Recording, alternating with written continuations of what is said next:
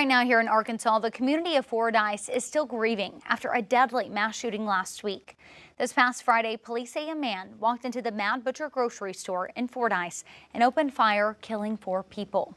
Reporter Rebecca Brown shows us how, amid tragedy, the city has become a site of hope and recovery. The sweet sounds of Amazing Grace soothing a community in pain. The city of Fordyce is mourning the loss of loved ones, friends, and neighbors involved in Friday's deadly mass shooting at Mad Butcher grocery store. And those of us that's thankful that it wasn't us that was here, we need to remember that there was those that was here that suffered consequences of an act of violence that they did not deserve, that they wasn't a part of. Candlelights burning vigorously throughout the night at the prayer vigil in front of the store, each representing a victim caught in the crossfire of this senseless attack. Kind of unbelievable when you start hearing names, because I know everybody. They need to see people willing to stand up and stand behind them. One of those candles holding a very special name, Callie Weems. Callie was 23 years old, a mother of a 10-month-old baby, and a nurse at Dallas County Medical Center. There she spent her life's mission administering aid to others, which she would do until her last breath. I can tell you that she was shot while rendering aid to another gunshot victim.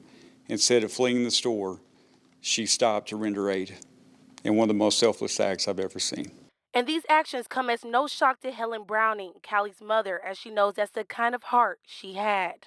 When she was nursing on the floor at the hospital, I would have different family members, hey, Callie was Mama's nurse last night. She did great, and there's all over Facebook.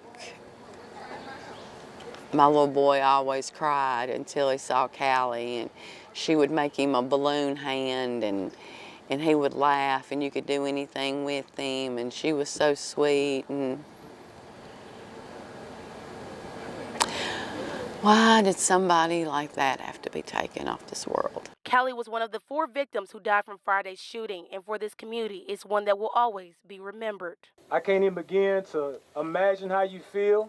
I'm not even going to try to. But I can tell you this. Fordyce, you've not been forgotten.